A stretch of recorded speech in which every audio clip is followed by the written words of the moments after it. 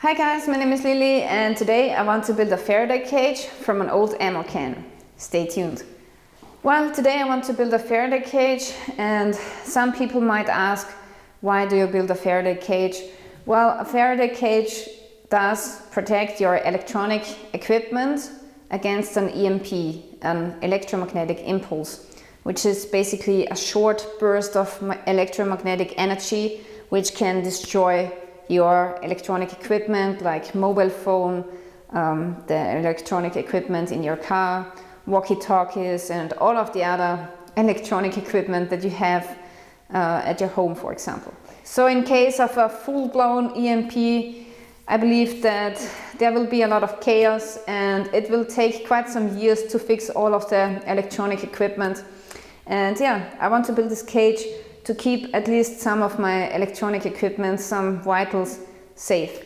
Now, a Faraday cage should be made from conductive metals like aluminum, iron, steel, copper. There are a couple of more.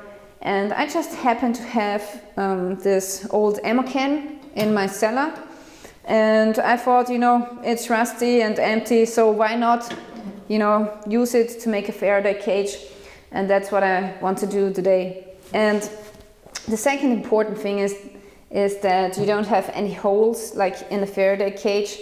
I've seen some people making a Faraday cage from a fence.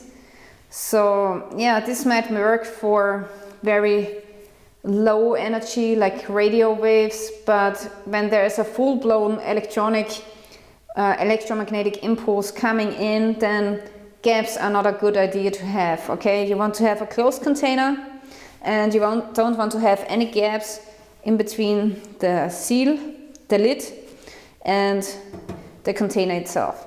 So before I start building the Faraday cage, I want to mention two examples of an EMP which can happen every day. The first one is the solar EMP, which comes from the sun. It's an outburst from the coronal mass, and it's called CME, or coronal mass ejection, which can basically happen every day, and it just depends in which direction the Earth stands to the sun.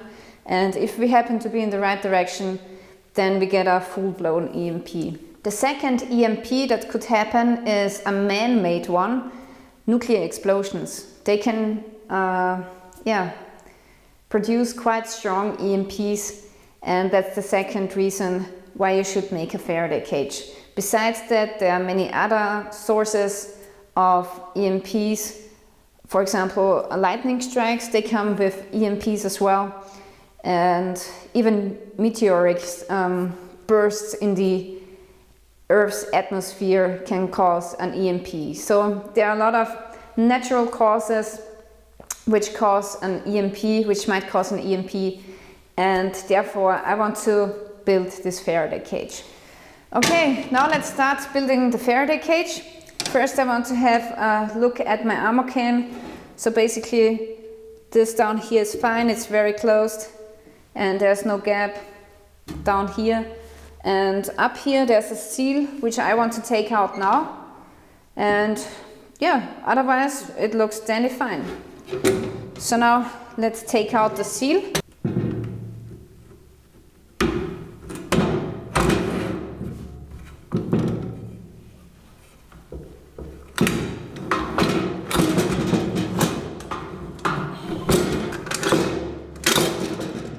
Okay, I've gotten rid of the old seal. It's still in good condition actually.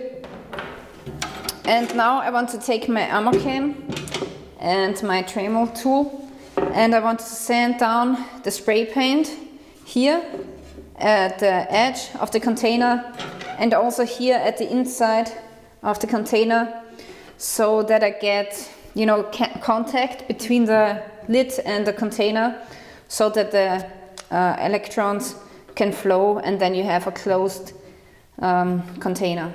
And yeah, if you just close it like this, then the spray paint will, then basically it's not a Faraday cage, because the spray paint is insulating the container, and that's not good, of course.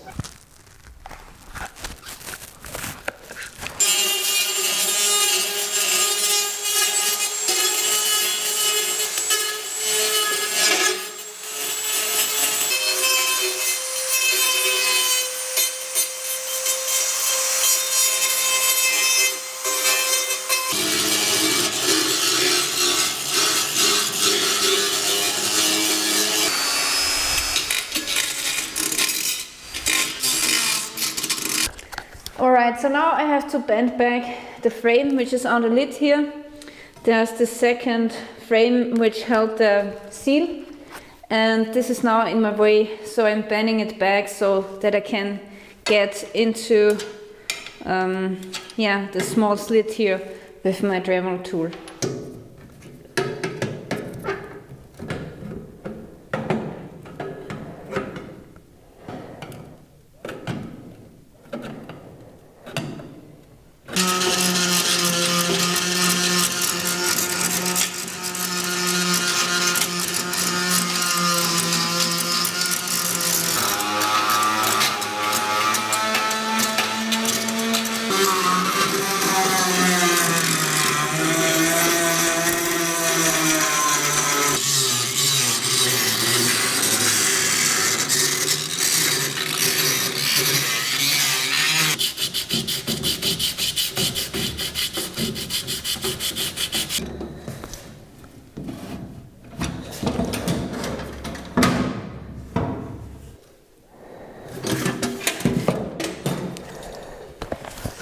Okay, I have discovered a small gap here.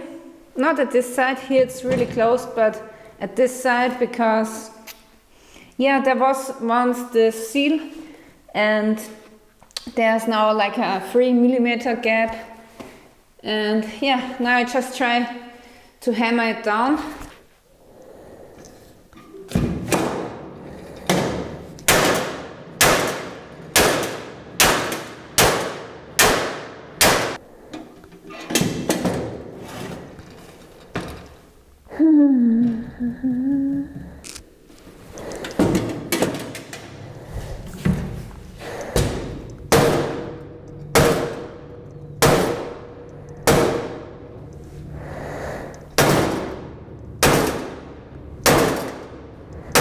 Alright people, so we have the following problem. The ammo can didn't seal off in the beginning, so I took a hammer and hammered it down, and now it's much better, but it's still like 1mm of a gap between the lid and the container itself. So what can you do when you have a lid that doesn't seal 100%? Well, you can take some metal tin and cut out some straps and lay it over the rim of the container, and then you close the lid and it will sit directly on the edges, and then you have 100% contact of the lid and the container. But my problem is that I don't have any metal tin in the shape here. So I just got some aluminum foil from my kitchen, and aluminum is very conductive to electricity, and now I just gonna make a makeshift seal, a very crude seal for the lid, and then it will be 100% conductive.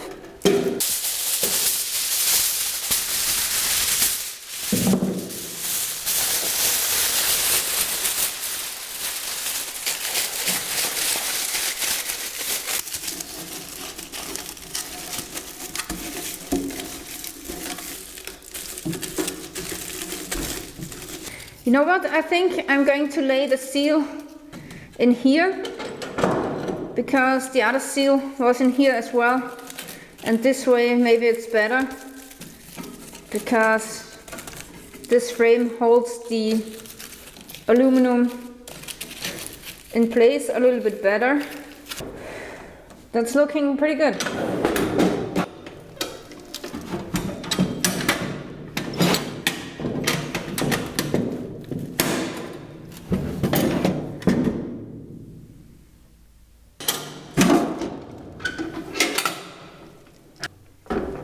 Okay, here I still have a gap, and here at the front also. So I'm going to take more aluminum foil and push it in here.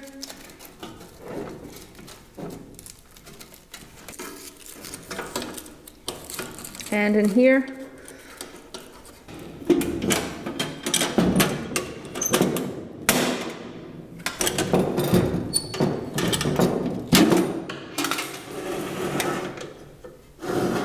Okay, now the lid is ready and it seals off 100%, and that's what we want when building a Faraday cage. The next step is now that I want to take some cardboard and line the inside of the Faraday cage so that the electronic equipment doesn't have direct contact with the cage, because otherwise all of this would be useless.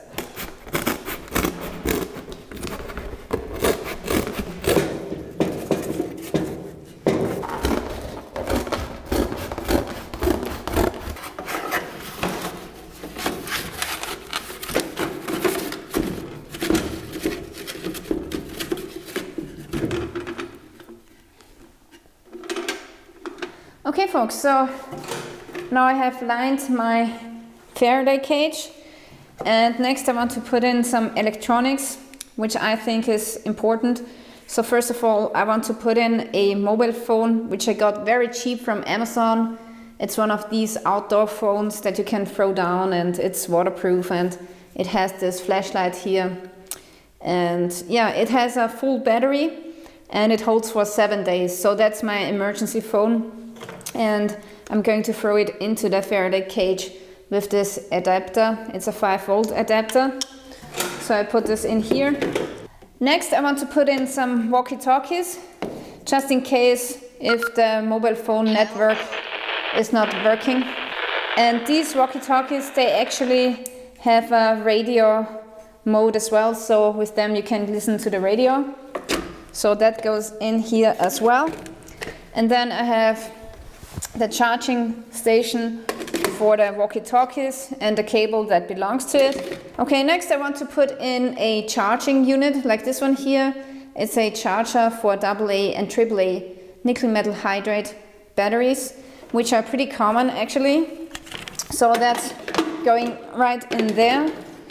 And then I want to have another charger, which is this one here. This here is for 18650 batteries, and I have loads of them, so I need a charger that's working. And then I want to put in a power bank, so I can charge up, you know, my stuff. So that's that. So I still have a little bit of space left. And yeah, basically you can put in here whatever you want. A flashlight would be great also to put in here. Right now I don't have one to spare, but I'm going to put in a flashlight as well. And yeah, there are so many other things that you can put into your Faraday cage. So now I want to close the lid. Okay, this is how to make a Faraday cage. Not. So we are still missing one thing, which is basically a grounded wire which goes to the ground.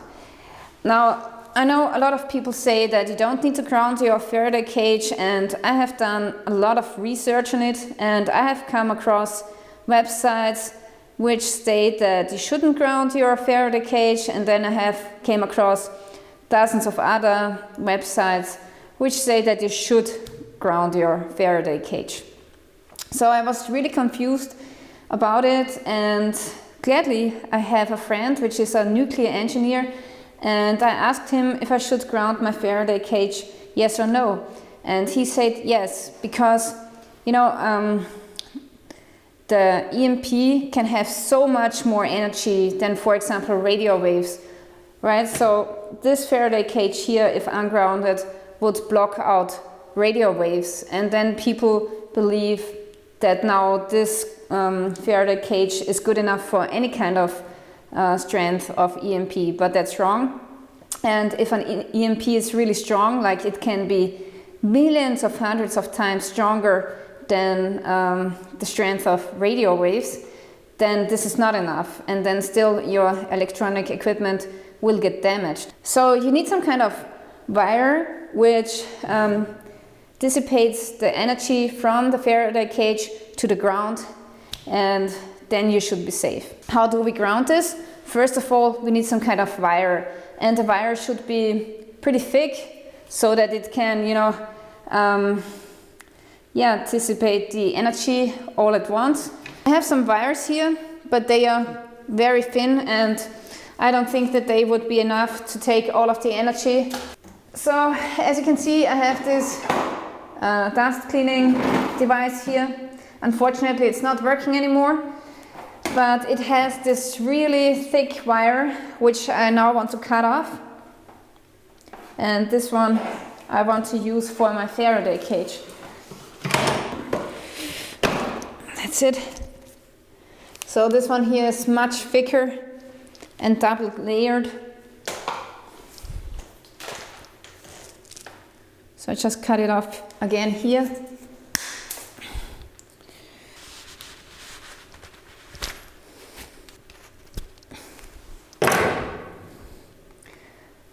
Okay, in here I have 2 wires, and now I just make 1 wire out of that. So how do we attach the wire to the Faraday cage? Well, we have our seal, which is, which is pretty pliable. So I'm just going to stick it, like the end of the wire, I'm going to stick like in the gap here, and then it will touch the aluminum, and then we should have a good connection.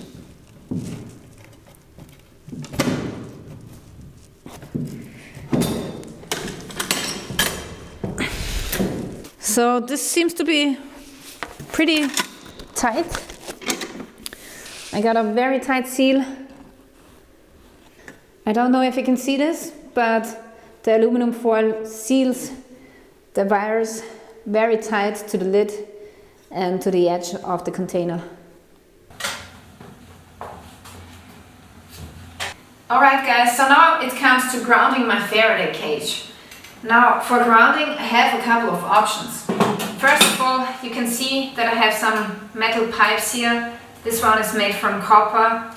It's very conductive, and I can connect my Faraday cage to it by twisting the wire like so.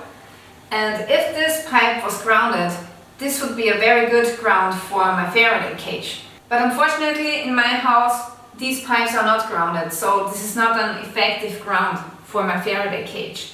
And my wastewater is going outside in a PVC pipe, so that doesn't work either. So this is not an option for me, but in a lot of houses it's an option. So often, very often, pipes, metal pipes from radiators, they are grounded, and you can use that as an effective ground for your Faraday cage. Okay, what other methods can I use for grounding my Faraday cage? Well, first of all, you can use your lightning rod at your house. So the lightning rod goes into the ground, it's made from metal, and you just need to connect your wire to the lightning rod. But that's at the outside of the house, and actually I don't want to store my valuables at the outside of the house. Is there another option? Yes, for example, you can take a copper pipe with a smaller diameter and just ham it into the earth in your garden, and then connect the wires to the copper pipe or any other pipe which is conductive. But still the Faraday cage is outside, and I personally don't like that. Gladly for me there's another option how I can ground my Faraday cage, which is by connecting my wire with the earth of the electrical socket. Every electrical socket in the world should be grounded if the electrician has done a good work setting up the electrical construction in your house. I don't want to show how that is done exactly because there's high voltage involved, and yeah, you can electrocute yourself if you do something wrong. So don't do this at home. Ask your parents, and if you're a parent or an adult, you shouldn't do it alone. It's maybe better if you call an electrician and have someone to set it up for you. So this was how to make a Faraday cage out of an ammo can. Very cool project and very important because EMPs are a real risk. So if you have a little bit of free time on your hands and maybe an old rusty ammo can, then just go for it. Thank you for watching and stay tuned till next time.